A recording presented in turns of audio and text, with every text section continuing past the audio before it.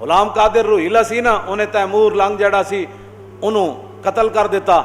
قتل کرن تو بعد اودی اکھاں وچ انہیں خنجر پھیرے, پھر اودیاں بچیاں نوں تے اودے رشتہ داراں نوں تے اودے جناب بہواں نوں ساریاں نوں بلا کے کہن لگا میرے سامنے نچو. نالے اودے پیو مار دیتا, نالے اودے خاندان نوں بلایا تے ان بچیاں نوں کہیا تسی میرے سامنے نچو. او جڑیاں تیمور لنگ دیاں وڈیاں وڈیاں زنانیاں سن, پھپھیاں خالہ, انہاں غلام قادر روہیلا نوں کہن لگے اے حکومت آنی جانی شے وے, ایڈا ظلم نہ کر کے اسی پردہ دار عورتاں اور شاہی خاندان دیاں بچیاں ساڈے نال تے تو ہن نچن دا جڑا آرڈر ہے نا اے نہ کر.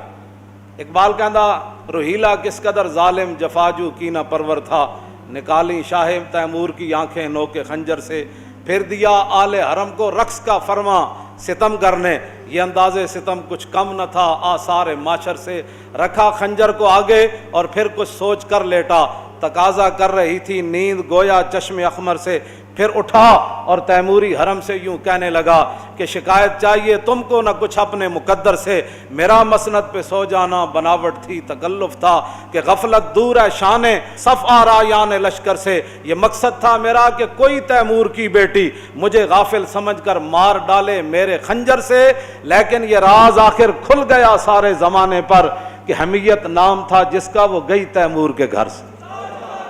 میں حمیت دی گل کر رہا, حمیت. ہماری قوم بڑی جذباتی ہے, کیوں جی ہماری قوم بڑی جذباتی ہے, اس سے بڑا کیا جذبات ہو سکتے ہیں؟ تم نے جب دین پڑھا ہی کوئی نہیں.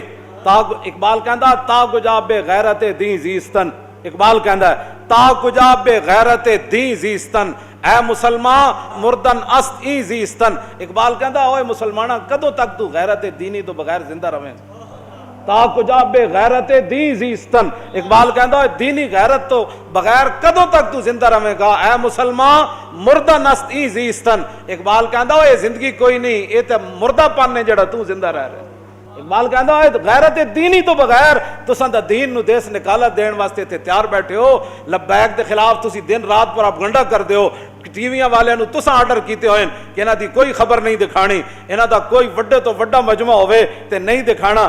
جدوں تسی دین دی غیرت تسی قوم دے اندروں بھی کٹ دیتی, اب روڈوں پر کھڑا ہوں, یہ تو دنیا کا انوکھا احتجاج ہے نا جی, کیوں جی؟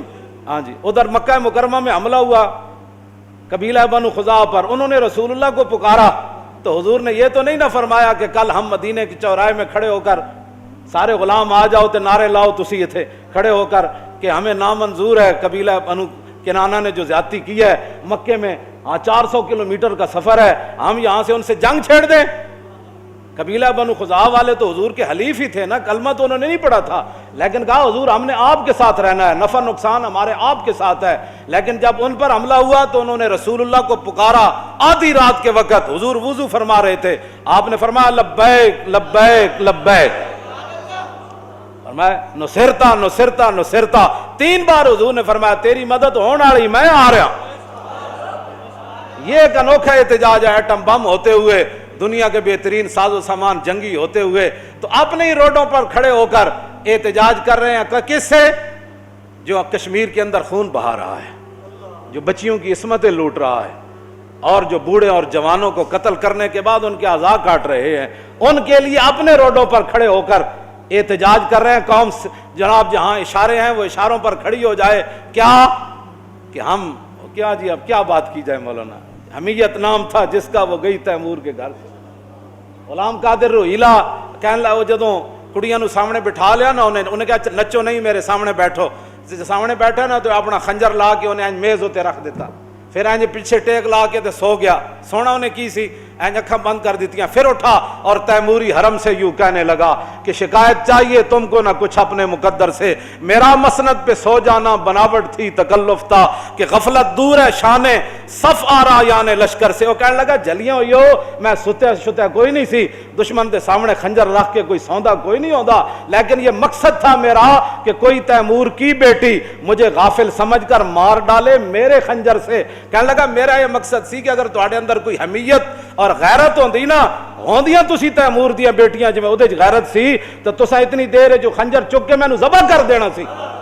لیکن یہ راز کھل گیا آخر سارے زمانے پر کہنے لگا یہ خنجر میں نے رکھا اور پھر اٹھا کے تم ایسے کانپ رہی تھی تو میں دنیا کے اندر یہ راز کھل گیا کہ حمیت نام تھا جس کا، وہ گئی تیمور کے گھر سے. کہنے لگا حمیت اور غیرت جو تھی نا وہ تیمور کے گھر سے گئی ہے تو غلام قادر روہیلا اس پر قابض ہوا ہے. تو ہمارے پاس تو ساری چیزیں موجود ہیں. تم فوج کو کہو کہ جناب پوری قوم آپ کے ساتھ کھڑی ہے، آپ صبح 6 بجے کا ان کو جناب ایک اعلان دے دے. انہوں نے کہا بس بھائی 6 بجے کے بعد سری نگر سے کرفیو نہ ہٹایا گیا اور فوج اور سارے گنڈے ہندو واپس نہ گئے تو پھر 6:01 پر پاکستانی فوج مقبوضہ کشمیر میں داخل ہو جائے گی.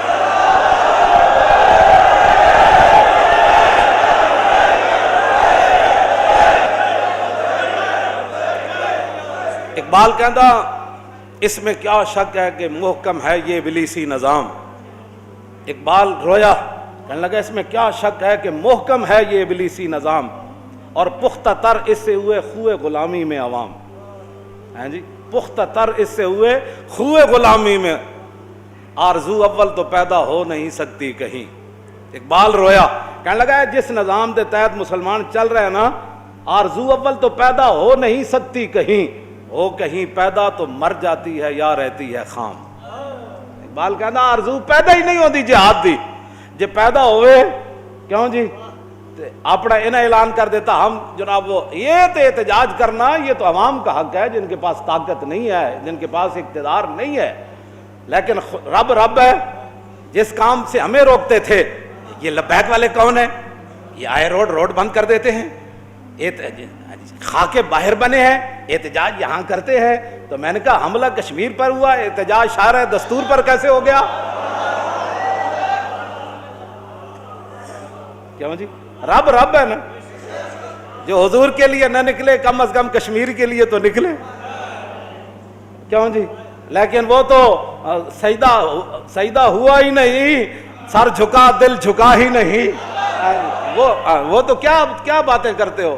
جو باتیں تم ہم آج شارع فیصل بند ہوگا نا، آج تو کوئی ایمبولینس نہیں آئے گی نا، آج تو قوم کا کوئی نقصان نہیں ہوگا نا. آج سارا کچھ یہ نقصان تو صرف اس وقت ہوتا ہے جب کوئی حضور کی عزت کے لیے نکلتا ہے، اس وقت وہ دہشت گرد بھی بن جاتا ہے، اس کے لیے وہ جناب اس وقت ملک کے معیشت کا بھی نقصان ہو جاتا ہے. کیوں جی؟ ایمبولینسیں بھی بند ہو جاتی ہیں، لوگ گھروں میں قید ہو جاتے ہیں، فلاں ہو جاتا ہے. خدا وہ جو کام تم حضور کے لیے نہ کر سکے یہ تو اپنی قسمت کی بات ہے. یہی تو امتحان ہے تنویر کہ کس نے کس کو خوش کرنا ہے. جی ہاں جی، اب تو موقع تھا مقبوضہ کشمیر میں داخل ہونے کا. پوری پچھلی ساریاں جناب قرض اتارن دا موقع سی، سارے قرض اتارن دا موقع سی. فتح مکہ والے دن جب رسول اللہ تشریف لائے نا تو صحابہ کو وہ باتیں بھولی تو نہیں تھی نا. کیوں جی؟ وہ بھولی تو نہیں تھی. تو حضرت سعد بن عبادہ سب تو بڑا لشکر انہاں دے نال تے جھنڈا انہاں دے ہاتھ وچ. انہاں جدوں ویکھیا نا کہ حضور تے اوجریاں سٹن والے بھی اج کھڑے، بلال نو مارن والے بھی کھڑے، امیر حمزہ دے جگر تے کلیجہ کڈن والے بھی کھڑے، حضرت سمیہ دے ٹکڑے کرن والے بھی کھڑے، صدیق اکبر دے منہ تے جوتیاں مارن والے بھی کھڑے، حضرت حباب دے جسم وچ سوراخ کرن والے بھی کھڑے. تے حضرت سعد بن عبادہ کو برداشت نہ ہویا. حالانکہ حضور نے فرمایا کہنا کچھ نہیں، لیکن سعد بن عبادہ ہماری قوم بڑی جذباتی ہے. ہاں جی، صحابی رسول جدوں ویکھے نا سارے کھڑے تو آپ نے فرمایا الیوم یوم الملحمہ الیوم تستحل الکعبہ. فرمایا آج لڑائی کا دن ہے، آج کعبے بھی بندے وڈ کے رکھ دیں گے. ذرا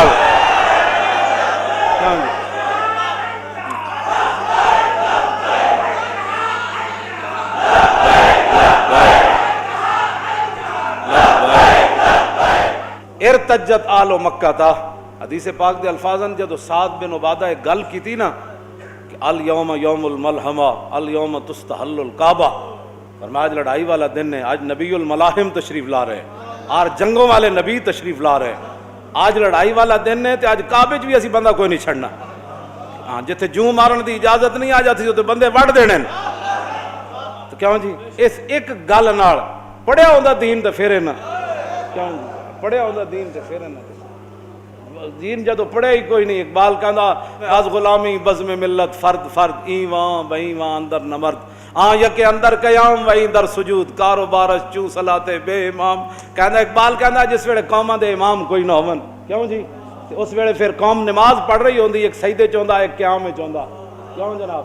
ایک کاروبار دے معاہدے کر رہا ہوندا انڈیا نال تے ایک دا جناب ادھر قیامت گزر رہی ہوندی پاکستان تے کشمیر تے قیامت گزر رہی اور ادھر عرب دے بادشاہ انہوں جناب مسجد دی سیر کرا رہے.